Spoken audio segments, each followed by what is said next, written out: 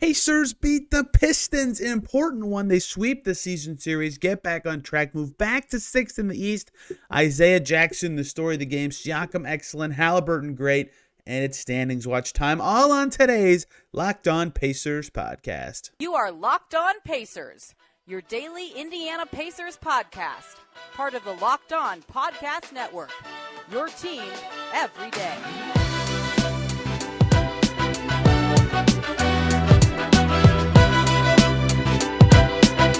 What up, y'all? Happy Thursday, and welcome into another edition of the Locked On Pacers podcast, where we, of course, talk about the Indiana Pacers. As always, my name's Tony East. I cover the team for Forbes and SI, and today I forgot what day it is because I am in Detroit, where the Pacers just played the Pistons, and it's after midnight because I waited for Sixers Suns to end so I can accurately do standings watch to end today's show because we have a lot to talk about. Pacers get it done in Detroit despite their shortcomings against every other crappy team in the NBA this season. They did manage to go 4-0 against the Pistons this season, beating Detroit by more than 20 points on the road, a complete Pacers win, something they haven't really had outside of playing the Mavs since the All-Star break. How'd they get it done? Lots of guys stepped up, mainly the stars and Isaiah Jackson. Doug McDermott returned. Everybody played pretty well. Defense was there again. So much to talk about from that game. And then we end, of course, with standings watch. Pacers battle 6 through 8 really tight, 4 through 8 getting looser. The whole standings sorting out. Pacers very close to clinching a spot in the play-in tournament. We have a lot to talk about as we roll through today's show. We must, of course, start with the game that the Pacers just played in Detroit, beating the Pistons 122-103. Really, really odd game flow if you just knew the final score, because the Pacers stunk to start this game. They were down 10-2 like that. They were down 14-6 pretty early. It looked like a classic game we've seen from the Pacers a lot this month. Really slow start where they cannot get rolling at all, and they have to slowly claw back. In a lot of those games, they've slowly clawed back.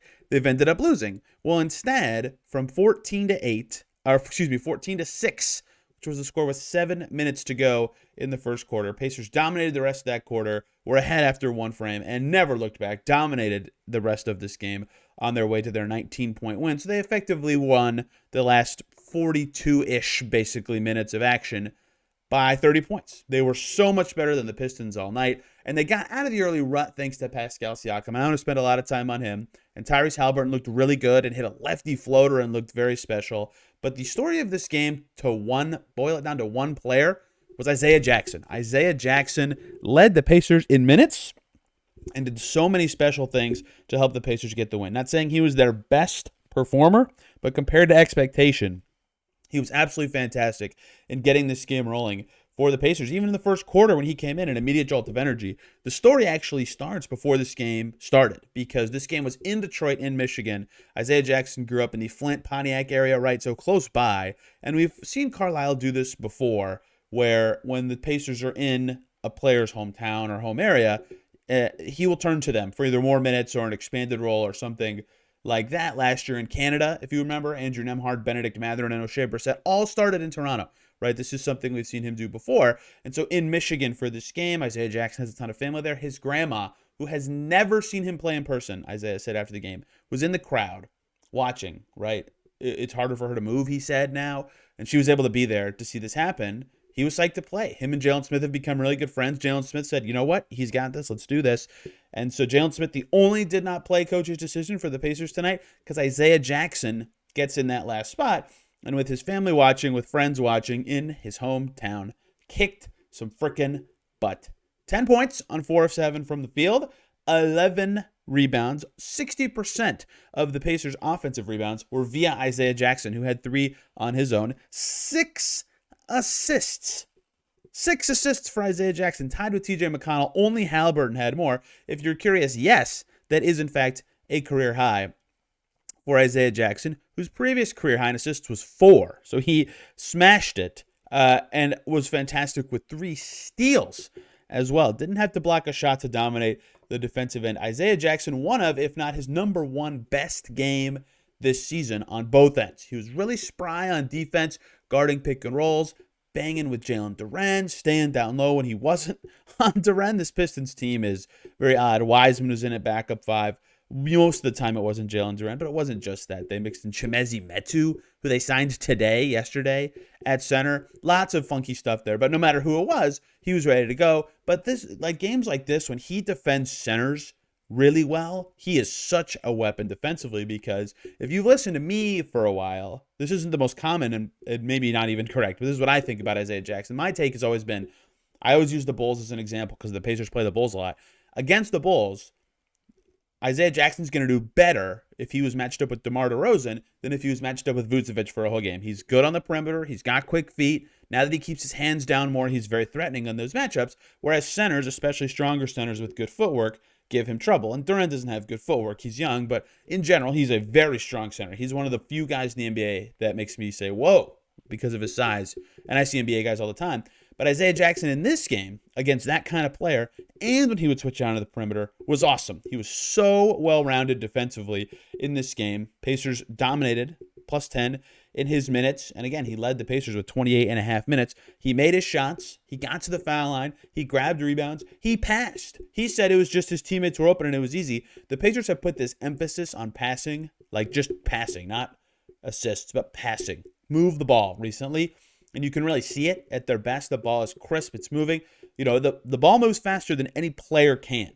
If the fastest player in the NBA sprinted down the floor, all 94 feet, it would take 2 passes to get the ball that far, way faster than he could run. Pacers love to pass. They love to keep it moving. And Isaiah Jackson was crushing it in that department tonight. He did everything well for the Pacers. He was a game changer. He came in early in the third quarter. I think Myles Turner's contact fell out, but Myles Turner also in foul trouble in this game. And Isaiah Jackson said, okay, I got this. I'm going to play with the starters. I'm going to be awesome. He changed the game. And I don't mean that just because it was a great story that he got to do this in front of his family. I mean, he was spectacular in this game. Pacers have 3 capable rotation level centers. Jackson gets the short end of the stick, but he was phenomenal in this game, shows he's still got what it takes, and was just brilliant in this win. And Siakam was the thing that got the Pacers out of the mud. I didn't want to start with Siakam. I thought Isaiah Jackson deserved the lead because he played so well. And this is significant, right? The Pacers know this. This is there every time they need it. When they went big early in the season and Jalen Smith became the starting 4, part of the reason they were able to do that is because they had a capable backup 5, third 5 really, in Isaiah Jackson, who could still make their rotation click. It's the same reason they're so confident starting Nembhard at the 2, because they know TJ McConnell can click at the backup 1. Pascal Siakam really saved the Pacers. Like this, from a game story flow perspective, right? If you just looked at his stats, and his stats are really great. 25 points, 8 rebounds, 4 assists. That's all wonderful, right? No turnovers, plus 12. Pascal Siakam's a great player. We don't have to belabor that point. He's been probably the Pacers' best player since the All-Star break. What made this one special for him from a game flow perspective, one, his defense was awesome again. Rick Carlisle talked about it after the game, and he wasn't defending the highest levels of competition, the 3s and 4s for the Pistons. Stanley Umudi, excuse me, I just said his name wrong. Tosan Evboman, I looked up how to say his name during the game, probably got that wrong. From Princeton, Chimezie Metu, Evan Fournier, those were their 4s throughout the night. Not the toughest defensive matchups, but Siakam did well. He battled over screens better, even though he should be going under some of them, but I'm sure that's part of the game plan is telling him to do what he's doing. Playing well within the team concepts, he looked good on defense. But what really made this game really important for him and why it was such a significant one is because he got the Pacers out of that early rut, right? 14-6, like I said, in a flash. 10-2, in 3 minutes. Timeout at that point. Siakam comes out of it, draws it and 1. 19 seconds later, it's a 5-point game. He hit the free throw, right? When it was 14-6, they got down 8. Guess what? Pascal Siakam, corner 3, drilled it, right? They're right back to back down 5. And then he hit a floater on their next possession. Then he hit a running layup on their next possession. And should I keep going? How about it? He hit a pull-up jumper on their next possession. And so with 4:40 to go in the first quarter, it was a game again, right? The Pacers were way down. They were getting their butt kicked early. They looked like they were getting outclassed by the Detroit Pistons. And all of a sudden, it was a 3-point game. And Siakam scored 12 of the Pacers' first 15 points. Almost half of his total for the entire game came in the first 7 minutes and 20 seconds of action. Not to say he wasn't awesome for the rest of the game. He absolutely was awesome for the rest of the game, especially on the defensive end. But a lot of his good stats and high impact in this game came in the first 7-8 minutes from a scoring perspective. And the Pacers needed him to be fantastic in that way, and he was. He dragged them out of the mud. Myles Turner missed a couple threes early. Tyrese Haliburton, of course, hasn't been shooting well. Nesmith wasn't finding his spots early. He ended up finding them throughout the game. And so they needed someone to get them going for some way before their subs came in, because the subs can be good, but they don't want to rely on that. And Siakam was that guy. And he paired it with wonderful defense. Pacers need him to keep playing like this, and he has been. He's improving on both ends. He talked about that after the game. His synergy with Haliburton continues to get better. He and Rick Carlisle talked about that after the game. He's just getting better for the Pacers in a meaningful way, and they won this game on the back of that. Credit to Pascal Siakam for that, and credit to the Pacers for getting it done despite their poor start. Plenty more to talk about. Haliburton reaches 20 points and shoots well from three, but not on volume, which is still noteworthy. Some other players stepped up, and of course, standings watch. Plenty more to get to on today's Locked On Pacers. But first, we have to talk about the lovely folks over at Nissan, whose new lineup of 2024 vehicles are here and can help you push things a little further. Ever wonder what adventures could be around the corner? Well, our friends at Nissan have a lineup of SUVs with the capabilities to take your adventure to the next level, like the 2024 Nissan Rogue, perfect for city drives and great escapes. Class exclusive Google built-ins is your always updating assistant to call on for almost anything. Gone are the days of connecting your phone. Google Assistant, Google Maps, and Google Play Store are built right in to the 12.3-inch HD touchscreen infotainment system. The 2024 Rogue is mid-size crossover for your next adventure. There's also the 2024 Nissan Pathfinder and the 2024 Nissan Armada. That Armada will change what you expect from a full-size SUV. Picture a rugged 4x4 that can seat up to eight in first-class luxury and style. Tow bigger and explore further in the 2024 Armada. Take the Nissan Rogue, Nissan Pathfinder, or Nissan Armada and go find your next big adventure. Shop now at nissanusa.com. Let's also talk about FanDuel. Say goodbye to your busted brackets, because FanDuel lets you bet on every single game of the NCAA tournament. Whether you are betting on a big upset or just going on the one seed, it is time to go dancing on America's #1 sportsbook. Tournament gets going tonight, and right now, new customers on FanDuel get $200 in bonus bets. $200 if your first $5 bet wins. That is $200 to use on whatever your favorite bets are. Those point spreads, money lines. You can even pick who's going to win it all on FanDuel.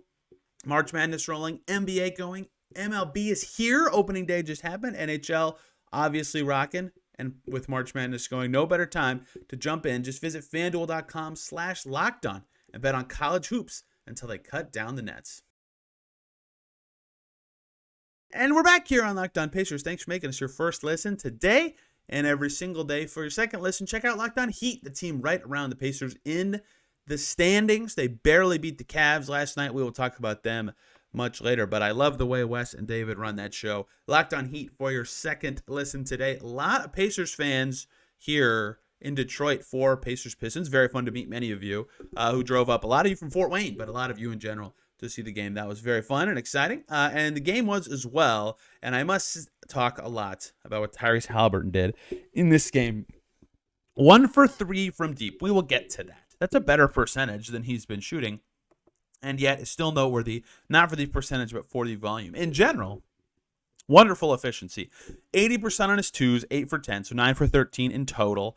9 assists, 4 steals, only 2 turnovers, 20 points, plus 18. That's a team high for Tyrese Haliburton. In only 26 minutes, he put up those stats. And you could tell he was doing so many exploratory things on offense in terms of a lefty floater, the way he was probing and distributing, the way he was, they had he and Myles Turner screened for Siakam basically at the same time.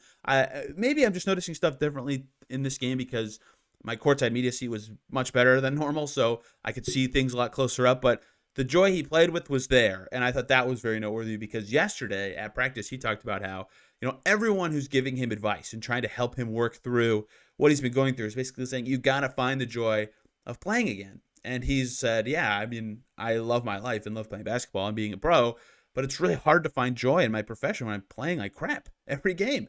And he's not playing like crap, but he's shooting very poorly. And so that's hard for him. So to have a game like this where you could tell he's having fun, he's joking around, he's happy about his teammates' success, he's of course happy to win, he's hitting a crazy stylish lefty floater. That was I think that was the third or fourth one he's hit this season, he said. That was definitely the longest one he's made this season. Very cool to see that. And so a really good stat line in general. He continues the same thing I've been saying, but another game to reinforce it. He continues to look like the same guy at everything but shooting, right? 2-point percentage, way higher than his career average. 9 assists in only 26 minutes. So had he played a normal minutes load, that's closer to 11 or 12. And his teammates made shots, which is why he got assists, right? Part of the reason his assist numbers aren't sky high and are just pretty high since the All-Star break is the Pacers in general are shooting so bad from 3. 4 steals is fantastic, right? He just was reading the game very well, looked very engaged, and found ways to succeed and put up good numbers.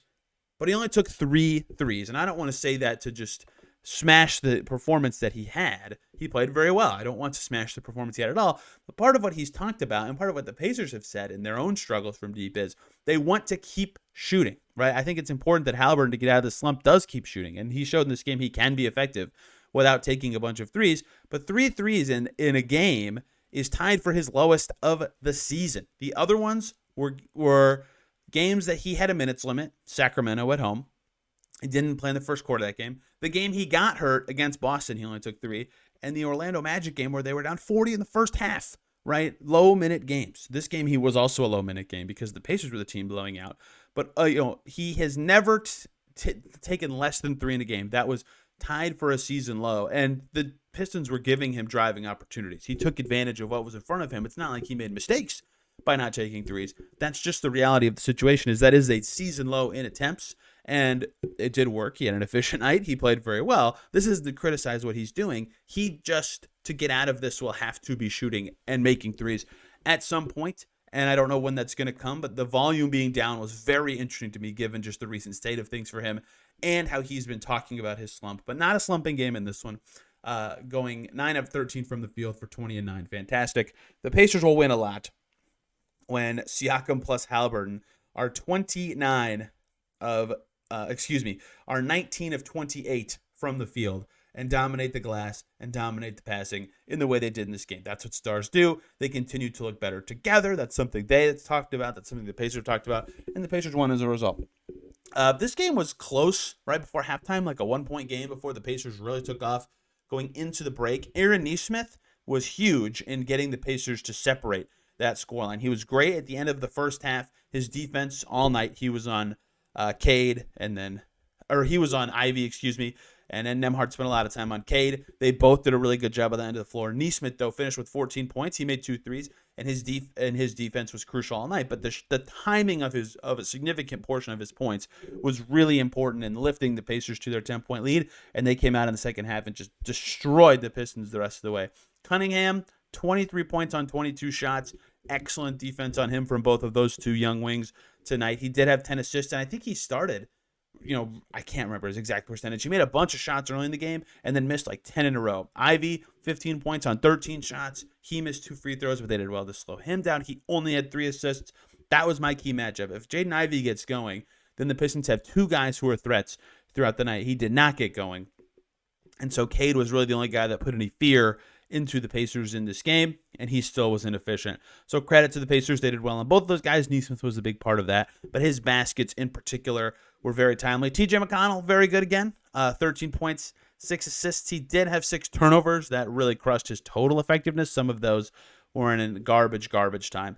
But the Pacers got what they needed from basically everybody, and that's what it's going to take on this whole road trip, is a game where after the game I say something like, Nesmith, basically this. Nesmith made timely shots, and Nembhard defended his matchup well, and Isaiah Jackson had a career game, and TJ McConnell ran plays, and that's all going to matter. Their competition's about to get much tougher. The Warriors and Grizzlies just played on ESPN.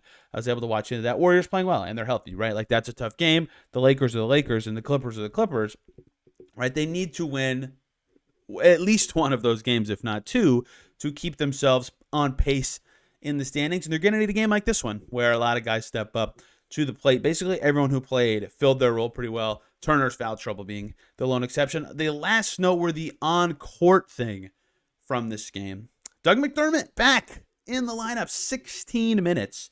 His first game, he missed 10 games in a row. I didn't realize how long that had stretched for his calf injury. He said it was supposed to be like a 2 to 4 week thing, he said, when it happened. So back today. 16 minutes is good. The second lowest of any bench guy, Obi Toppin, played 14:50, but he got hurt. He was kind of limping during the game. I don't think it's anything. He was in a good mood after the game, so I don't think it's anything serious or that will keep him out if any time. But McDermott back, key for the Pacers, just to have a shooter back. He hit a 3 in this game. He did miss 2 of them. And he was 4 for 6 in general. He made all 3 of his 2-point attempts on his way to 9 points, 3 boards, 2 assists, 2 steals. Plus 14, he just has a gravity, right? He just has a presence as a shooter that's valuable to the Pacers, and he can make them. He hasn't for the Pacers yet. But his track record is his track record, and they need shooters given how poorly they've shot the ball from deep, since the All-Star break or since whatever time you think their slump has really started. If he could be an offensive weapon for them, I think he'll continue to play. 16 minutes is a lot. They had some strange... The only reason the minutes are confusing for some of these bench guys is they closed the game with like a Jarris Walker, Kendall Brown, Ben Shepherd, McDermott, Isaiah Jackson lineup, and then James Johnson came in there, but he actually took McDermott out. But the minutes are not perfect, but he did play in both halves, and he had a positive impact. So I think this can be good for the Pacers. Getting a shooter back, getting a wing back. We'll see, though. His threes have to fall, right? That's his thing. They've got to go in. They haven't yet, but like Haliburton, who has a track record of making them, and I believe he will make them again.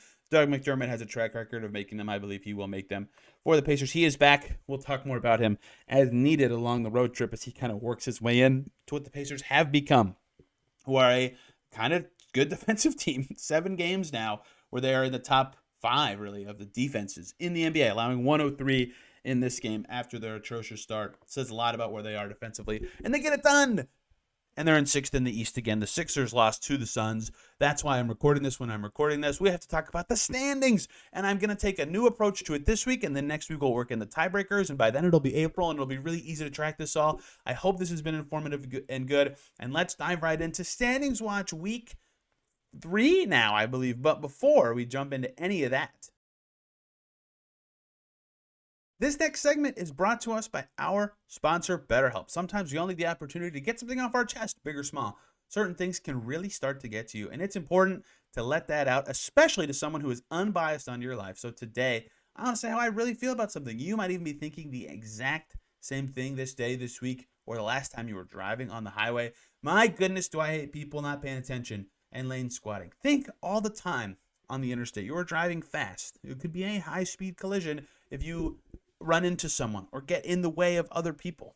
Think about who you're passing and how you're weaving through traffic instead of just slowly meandering. And yes, I dealt with a person like this today, and that is why it is fresh on the brain. Therapy can be different for everyone. Most of us have much bigger problems than some traffic patterns on their way to covering a basketball game. But it is important to get things off your chest every once in a while, and that's where therapy can be important. If you have been thinking about starting therapy, give BetterHelp a try. It is entirely online, designed to be flexible, convenient, suited to your schedule. Visit BetterHelp.com/LockedOnNBA to get 10% off your first month. That's BetterHelp, HELP.com/LockedOnNBA. And we are back here on Locked On Pacers. Thanks for making us your first listen today and every single day. Make Locked On Pistons your second listen. Kuka Hill will take you through this game from his perspective. And, of course, a crazy busy news day for the Pistons, who lose Asar Thompson for the season, who lose Isaiah Stewart for the season, who sign Chimezie Metu to a 10-day. Lots of stuff going on in the land of the Detroit Pistons on top of this game. Let's close out with Standings Watch, as we have been doing every single weekend. I'm going to take a different approach to it this time. Like I said, we're going to dive into the win percentages of the teams relevant to the Pacers. What do I consider relevant to the Pacers? Well, 2 notes to know right now. The Celtics, as it stands, of course, my page decides to refresh, have 55 wins. The Pacers' peak wins is 51. They cannot get the 1 seed. The Brooklyn Nets have 26 wins and 43 losses. They play the Bucks tonight. If the Bucks beat the Nets, that would be 44 losses for the Brooklyn Nets. The Pacers' peak losses is 43. As you see, the Pacers are going to be ahead of the Nets. If the Nets lose tonight, they could win. The Bucks run it back-to-back. But if the Nets lose to the Bucks tonight, the Pacers will clinch a spot in the play-in tournament. And so the only teams that matter, and the magic number for the play-in is 1, so I'm just going to pretend like it matters, is seeds 2 through 10 for the Pacers. They are, in theory, within 5.5 of 2. They're not going to get that high. I'll explain why in a second. And they're within 8 of 10. They're not going to fall that far, and I'll explain why in a second. But that's why we're going to tailor it into those teams every week and slowly eliminate them as we go. So let's look at the win percentage of every team in that 2 through 10 range and see what that win total would be, to see if it's feasible for the Pacers to even think about catching this team, or just to identify a number in your head. When you think about the Pacers for the rest of the season, they need to hit X number of wins to get a playoff seed, to host a series, whatever. As it stands, the Bucks winning percentage, .638 would land them with 52 wins. That is literally above what the Pacers can get. Their peak is 51. Actually, the Bucks are pretty close, right? Probably 5-6 games from now for both teams to clinching the Pacers not being able to catch them. But I think 52, probably uncatchable for the Pacers. And the Cavs are right behind them. One game behind them in the standings. The Cavs are 43-26. That's 62.3 win percentage, which would end with 51 for their final number, which is the Pacers' peak number of wins this season. Again, exceedingly hard to catch. So the Bucks, we're probably not going to talk about again. There's a chance next week it's not even worth your time. The Cavs are injured, right? They just beat the Pacers, so maybe this sounds stupid. But the Cavs are really injured. Their schedule is tough-ish. That makes 51 maybe a high projection for them. I'm going to provide some of my own opinions on some of these win projections using these percentages. So that if the Pacers run hot to close this season and get to the high 40s, perhaps they could catch the Cavs and they play the Cavs again. If they beat the Cavs, they'd get the tiebreaker. They could also lose and win that tiebreaker depending on some other factors. But either way, significant for the Pacers down the stretch that the Cavs are so banged up. And it's not out of the question. I'd put the odds at less than 5%, but I'd put the Bucks odds at less than 1%. Moving on to the actual realistic range here, although one of these teams is trying to escape that range. The Knicks, who have won 4 in a row with OG Anunoby back in the lineup, although he's been out the last couple games. But still, they're rolling through the California trip right now out west. The Knicks are 41-27. That's a 60.3 win percentage, which would get them to 49 if it holds. I actually expect they're going to finish above 49 wins because they're playing well and they're getting healthier. I think they're unattainable to catch for the Pacers because I think they're going to exceed 49. But for the Pacers to reach 49, they have 12 games to go. They would have to go 10-2 at worst, right? Like that is how hard it could be to catch the Knicks on their current win rate. They're absolutely balling. And their schedule isn't crazy, right? They play the Nuggets tonight, which is crazy. That's as hard as it gets. But after that, they have Nets at home, Pistons on the road, Raptors on the road, Spurs on the road, right? It could be as early as 5 games from now where the Knicks feel just totally impossible to catch for the Indiana Pacers. The Magic, meanwhile, are fascinating because they've been rolling, right? That's totally fair to say right now. They've won 4 in a row. They've won 8 of their last 10, and they're 41-28, which is a .594 win percentage, which puts them on pace for 49. But unlike the Knicks, who I expect to win more than 49, I expect the Magic to win less than 49 because of their schedule. They just went through the easiest stretch of their schedule. I kept talking about this for them on this show, that their mid-March is a lot of home games and a lot of easy opponents.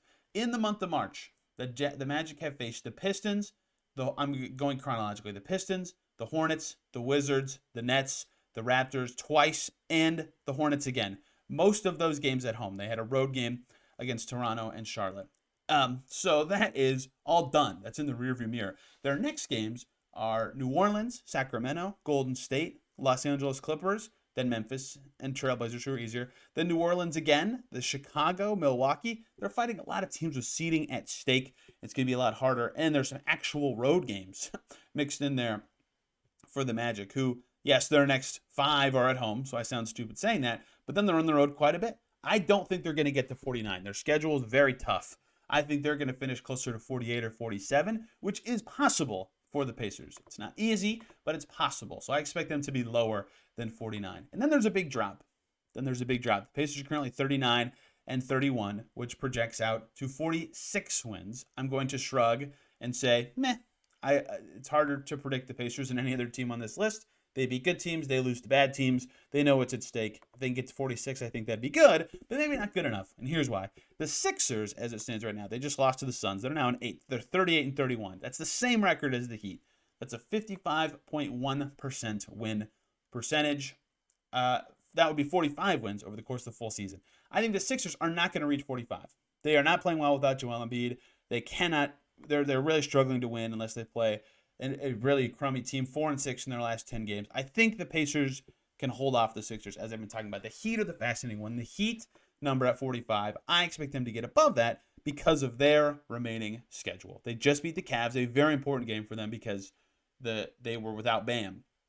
The Heat play their next 3 toughies: Pelicans, Cavs, Warriors. After that, they have Blazers, Wizards, Sixers again, Rockets, Hawks, Raptors twice in their last 10 games, right? That's a very favorable schedule. I expect them to exceed 45 because of that. Now, the Pacers' projection, based on their win percentage, is 46. But they have a lot of home games in there, but their schedule is tough-ish based on opponents. So to me, if you look through this exercise, and actually to wrap up really quick, the Bulls at their current win percentage, their win total would be 40. They're playing better, so maybe their number is 41. Pacers are 3 wins away from exceeding 41, and they play the Bulls one more time. The Hawks' win percentage number is 36, which the Pacers are already above. We're pretty close to being able to dump the Hawks from this exercise. And the Pacers have the tiebreaker over the Hawks and the Sixers and potentially the Heat. The key numbers to me is that 46 to 49 range. Do the Magic get to 49? If not, are they in that 46 to 49 range? Remember, the Pacers' peak wins is 51, so every loss makes it hard for them to get to the high 40s. So the number to me to watch out for the Pacers win total that I'm going to say this is the number I predict is going to be required for the 6th seed is 47 wins. That's what I think it's going to take to be a playoff, not play-in team in the Eastern Conference. That's what I think it's going to take, and I think it could come down to tiebreakers, which I wrote about this week if you want to read about them. Pacers have some outstanding, as in not finished, some tiebreakers left to go that are not clinched, and it's very fascinating to see how it all could shake out for them. But their game against Miami could end up being just an absolutely massive change your season type of game. It's on Sunday, April 7th. If they win it, they would get the head-to-head tiebreaker over the Heat. They would, of course, give the Heat a loss. They would also clinch the 3-team tiebreaker with with Miami and Philly, which is critical to this. So big game for them when they actually play the Heat. 1, to just beat them, and 2, on their quest to get to that 47 range. So that is what the win percentages say as it stands, since I didn't even say this. The Pacers are 3 games out of 4th, 2.5 out of 5th, half a game ahead of the 7th and 8th rated Heat and Sixers, with 4 games left in their current road trip. Looking unlikely to get above the Magic. I think the Knicks, Cavs, and Bucks have cemented probably the top 4. Looking extremely unlikely to get below 8th. The Bulls have won 2 in a row, though, so they can't be ruled out of these discussions just yet. But we continue with standings watch, and we'll get to it again next week, likely after the Pacers' home game after returning from their road trip. We'll see how the schedule demands it. I apologize if my quality of audio did not sound very good. I had to record this in a very weird way. My Wi-Fi is terrible. So this is a local recording that I had to set up. It's very odd.